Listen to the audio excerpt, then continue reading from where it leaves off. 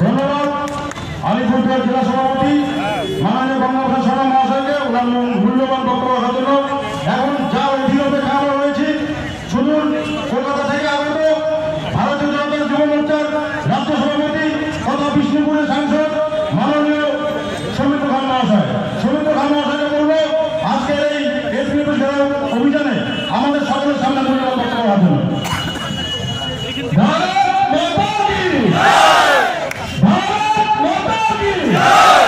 আরে বোমার আওয়াজটা জোরে করতে হবে, কারণ এখানে এসপি মাইতি এবং কানে তো পৌঁছাক, তার মাধ্যমে নবান্ন পর্যন্ত পৌঁছাক।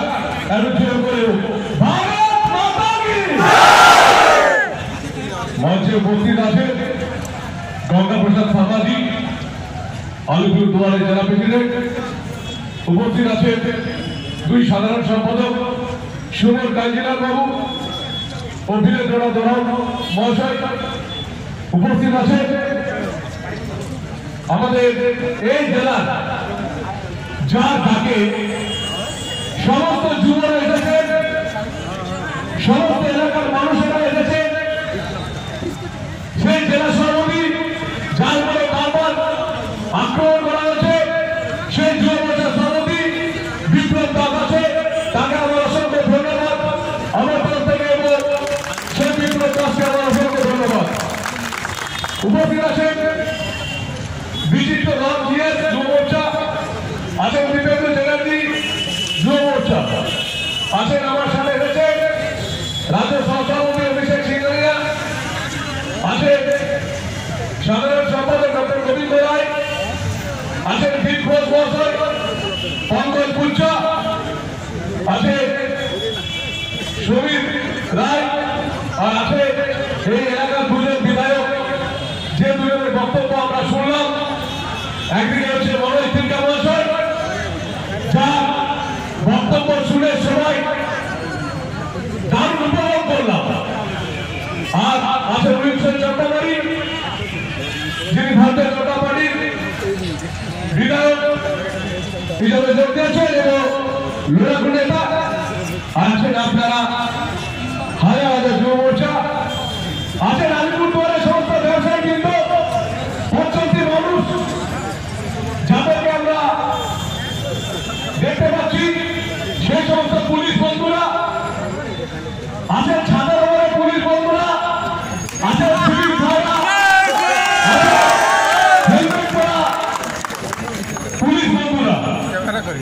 আজকে একটা জিনিস মনে করলাম যে দিলীপ বাবুর উপরে যে আক্রমণটা হয়েছিল, সেখানকার থানার ওসি এবং ডিএসপি এবং এসপি নেতৃত্বে কার্যকর্তা হয়েছিল।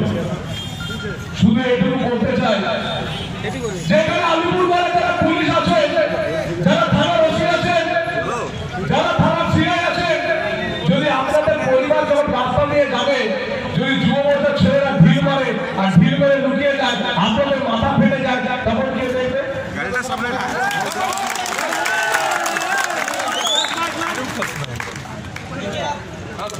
একদম গাড়ির সামনে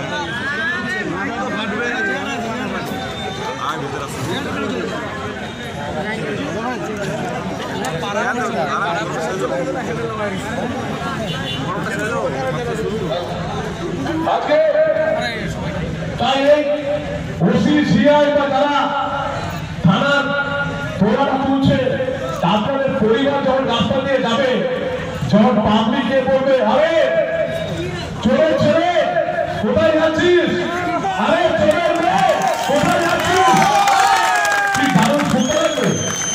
তৃণমূল কংগ্রেসের নেতারা এখানে অনেক বড় বড় কথা বলেছিলেন। একদিন আমরা তৃণমূল কংগ্রেস করতাম, 2 বছর আগে তোমাদের ভাইপো অভিষেক ব্যানার্জিকে জুতো মেরে দলটা ছেড়ে এসেছি, সেদিন ছেড়ে গেছে। এবার তৃণমূল কংগ্রেস করা কত পাপ।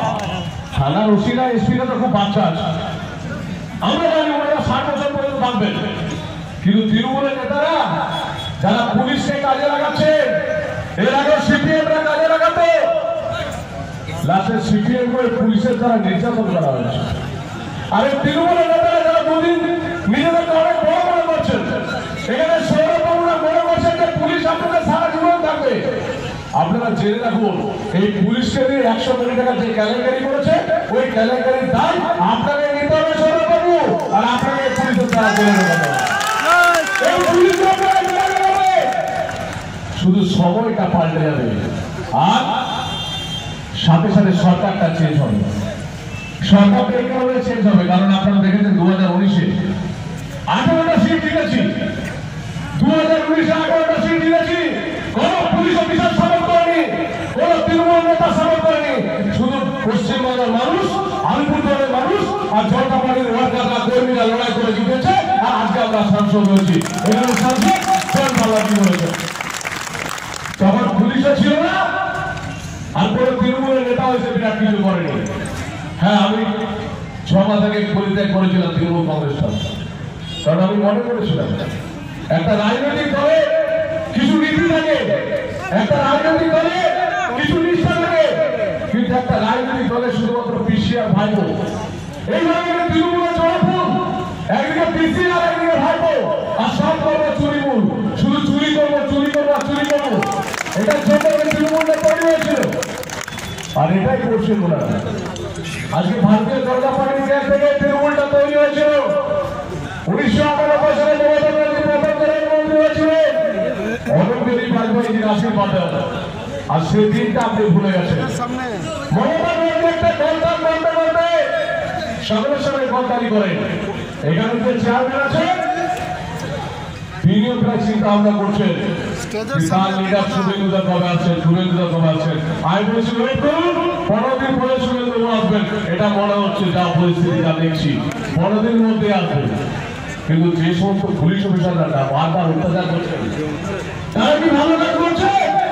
শুধু পুলিশকে বলে রাখি, আমাদেরকে গুলি করার জন্য, মারতে মারার জন্য উপরে পুলিশগুলো দাঁড়িয়ে আছে।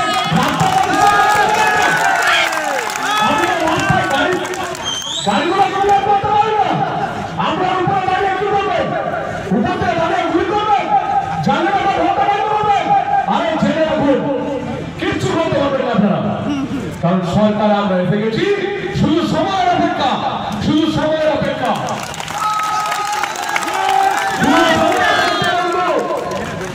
উড়িষ্যার আমাকে ঢুকতে দেয়নি, তৃণমূলের ভারত অভিষেক করেছি, একটা কর্মী অভিষেক করেছি, তার পিসি সকলে মিলে আমাকে গার্ড করেছিল, এলাকায় ঢুকতে দেয়নি। মানুষ একজোট হয়েছিল, মানুষ একজোট হওয়ার পর দেখিয়ে দিল 78,000 ভোটে আমি জিতেছি। সেটা আমি দেখেছিল মানুষ কি জিনিস, এখানে জোট বাংলা জিতেছে, মানুষ দেখে দিয়েছে। আর এখানে কয়েকটা পুলিশ আছে, ওরা যা পুলিশ তাই করবে। শুনে রাখুন, এখানে তারা রসিদে করে দিয়ে যায়। যদি ভারতীয় জনতা পার্টির জনগণের উপর অত্যাচার হয় বা ফলস কেস হয়, তাহলে ছেড়ে রাখবেন। আপনাদেরকে কি করে গ্যারেজ করতে হয় সেটা আমরা কয়েক মাসের জন্য আপনারা কি হয়েছে, আপনাদের জ্ঞান বলছি। আরে সে রাস্তা দেখছে, আপনারা কি হচ্ছে, আপনাদের কলকাতা কমিশনার সে লাইন আপ করার চেষ্টা করছে, আর এখানে ছোট ছোট ওসিদেরকে নিয়ে কাজ করাচ্ছে। আমি সোজা কথা বলতে চাই, আজকে যতক্ষণ না পর্যন্ত আপনারা এই মঞ্চে এসে বলবেন যে যা হয়েছে ভুল হয়েছে, আপনারা এই অবরোধটা তুলুন, আপনারা আমন্ত্রণটা তুলে দিন, তারপরে আমরা কিন্তু অবরোধটা তুলবো না, অনেকে দেখা থেকে আমরা উঠবো না। এটা আপনাদের এসে এখানে বলতে হবে, আপনারা আমাদের ব্যারিকেড না ভাঙলে বলবেন, এখানে দেখবেন সৌরভ এসে বলবে আরে ওরা ব্যারিকেডই ভাঙতে পারেনি, আপনারা বলবেন আরে দেখছেন তো কি না করে দিলাম। আমরা বলছি আপনাদের ডিএসপি র্যাঙ্কের কোন অফিসার এসে বলবে সকলকে অ্যারেস্ট করা হবে এবং ছেড়ে দেওয়া হবে, তারপরে আমাদেরকে দিয়ে অবরোধ করবে, পরিষ্কার ভাবে বলে যাচ্ছে। আইনটা আমরা বুঝি, আপনারা যাবেন পড়াশোনা করে চাকরি পেয়েছে, আপনারা তারপরে পশ্চিমবঙ্গ সরকারের ট্রেনটা নিয়ে তৃণমূলের দালালি করছেন।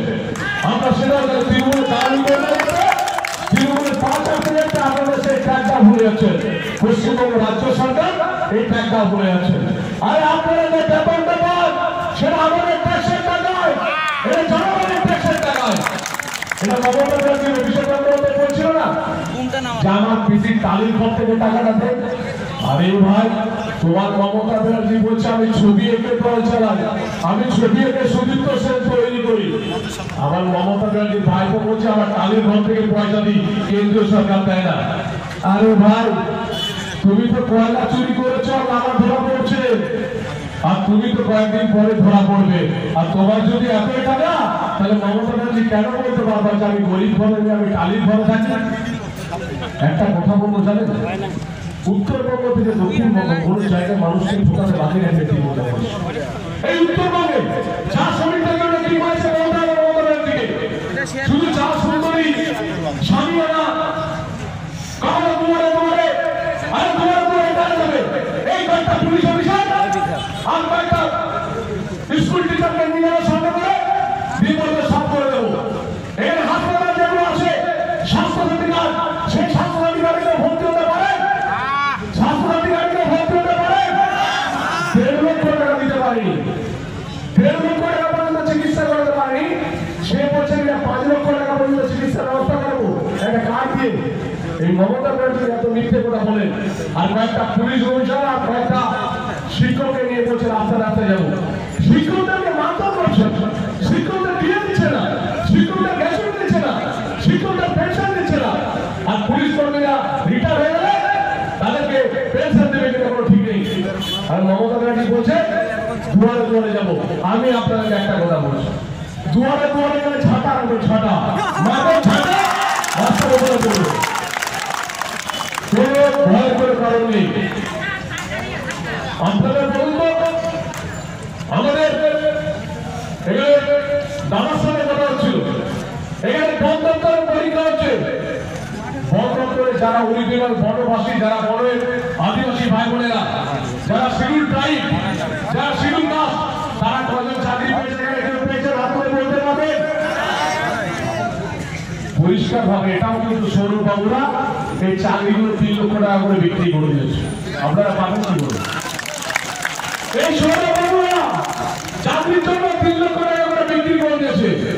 আমি আপনাদেরকে একটা কথা বলি শুনুন, বন দপ্তরের যে পরীক্ষা হয়েছে সেটা তো যে এগ্রিমেন্ট করে ঢুকিয়ে দেওয়া হয়েছে। আমরা পরিষ্কার বলছি, আপনারা আন্দোলন তৈরি করুন, চা শ্রমিকদেরকে ওই কাজ দিতে হবে, এসটি আদিবাসী সম্প্রদায়ের ভাইদেরকে ওই কাজ দিতে হবে, শিডিউল ভাইদেরকে ওই কাজ দিতে হবে, যারা বেনামি তাদেরকে কাজ দিতে হবে, বনবাসী তাদেরকে কাজ দিতে হবে।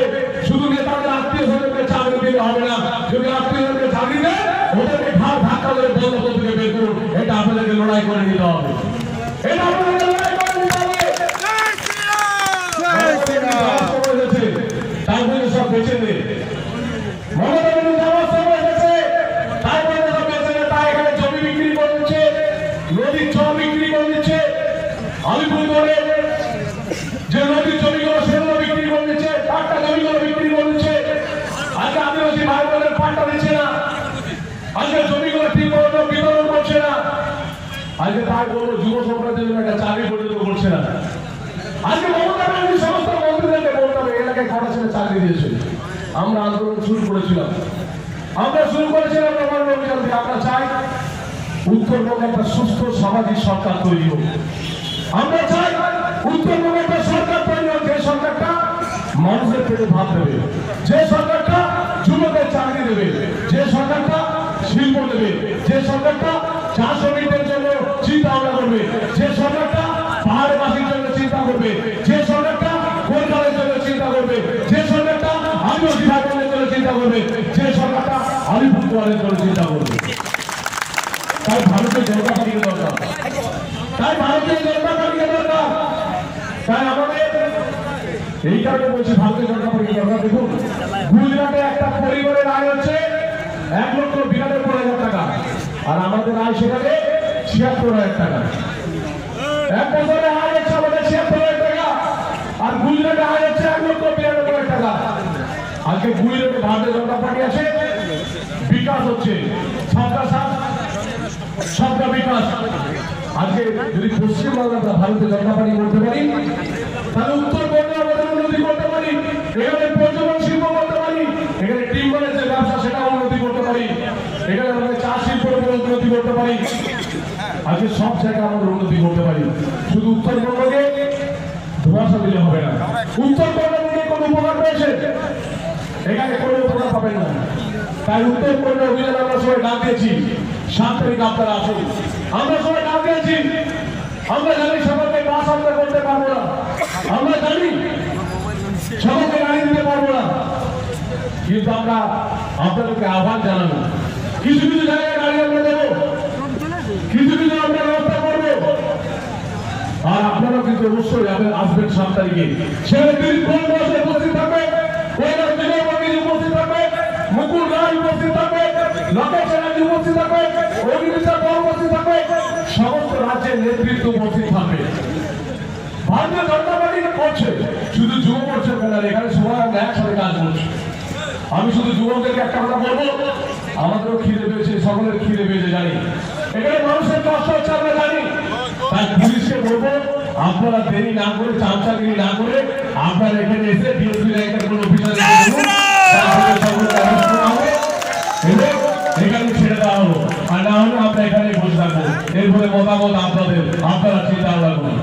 কারণ আপনারা যে অত্যাচার করছেন, এই অত্যাচার কি হচ্ছে? আমরা ব্যারিকেড ভাগ করতাম না, আমরা ব্যারিকেড ভাগ করতাম, কিন্তু আমরা একটা দায়িত্বপ্রাপ্ত দল, আমরা একটা বিরোধী দায়িত্বপ্রাপ্ত দল।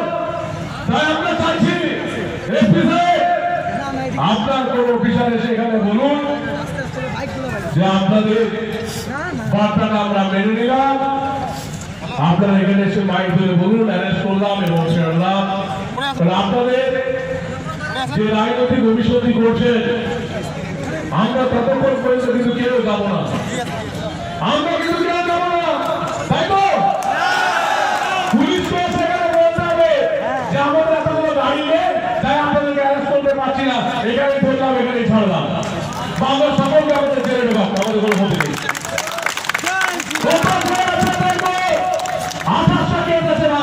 আমি জানি এখানে অনেক নেতৃত্ব, গঙ্গাদা অনেক কেস আছে, মনোজার অনেক কেস আছে, আপনাদের অনেক কেস আছে, আমাদের অনেক কেস আছে, আমার 28টা কেস হয়েছে। কি হয়েছে?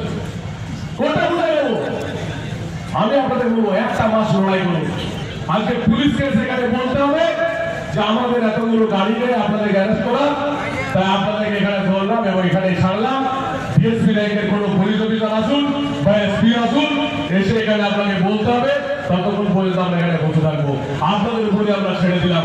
আমরা শান্তশিষ্ট দল, আমরা বিরোধী, আমাদের বিরোধী এবং আমরা তৃণমূল কংগ্রেসের মতো ভাঙচুরের দল নই। আমরা সৃষ্টি করতে পারি, আমরা ধ্বংস করার জন্য আসি না। ইমিডিয়েট করবো যে আমরা জনগণের কাছে ক্ষমা প্রার্থী, কিন্তু বিশ্বাস করুন এই জনগণকে যেভাবে মানুষ সবাই চায়, আমরা ভারতীয় জনতা পার্টি এখানে অনেকে ভোট দেন, আমাদেরকে সবাই ভোট দেন, আমরা ক্ষমা প্রার্থী, কিন্তু বিশ্বাস করুন এই পুলিশি অত্যাচারের ভয় আমাদেরকে করতে বাধ্য হচ্ছে।